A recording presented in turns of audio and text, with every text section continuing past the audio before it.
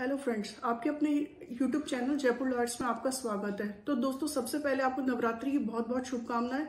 नवरात्रि आपके लिए बहुत मंगलमय हो, सुख संपदा धन से आपका घर परिवार भरा रहे। तो दोस्तों, आज मैं वीडियो लेके आई हूँ।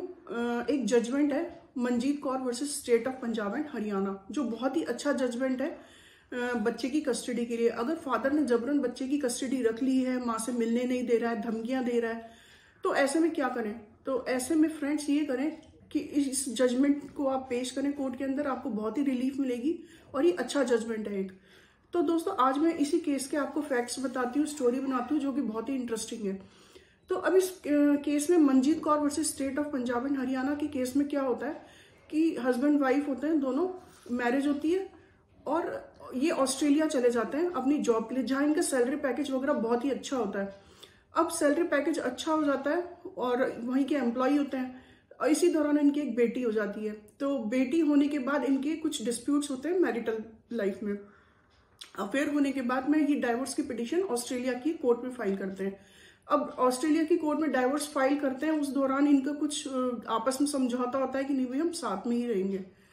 लेकिन दोस्तों, क्या होता है, इसी बीच 2020 में ये लोग इंडिया आ जाते हैं वापस। और इंडिया आने के बाद हस्बैंड जो है बच्चे का पासपोर्ट अपने पास रख लेता है और वाइफ के ऊपर उल्टे सीधे गंदे गंदे एलिगेशंस लगाता है। तो वाइफ को जब धमकियां भी मिलने लग गई, तो उस ड्यू टू सेफ्टी उन्होंने क्या किया, वापस ऑस्ट्रेलिया चली गई और वहां जाकर उन्होंने ऑस्ट्रेलिया की कोर्ट में एक बच्चे की कस्टडी का केस फाइल किया। तो दोस्तों, ऑस्ट्रेलिया कोर्ट ने भी बच्चे की कस्टडी माँ के फेवर में ही दी है, इंटरिम ऑर्डर्स दिए कि बच्चे की कस्टडी माँ को ही मिलेगी।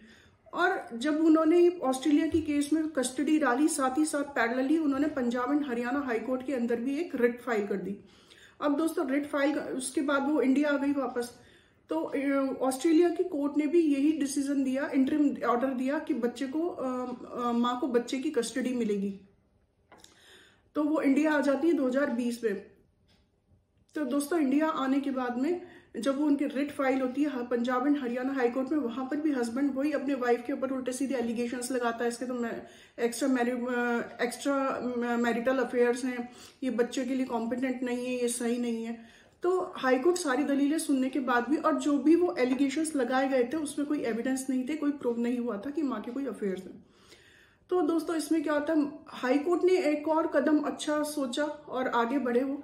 तो उन्होंने बोला कि मान भी लिया जाए अगर वाइफ के अफेयर हैं, मदर के अफेयर हैं, तो उससे ये साबित नहीं होता है कि वो एक अच्छी मां नहीं है।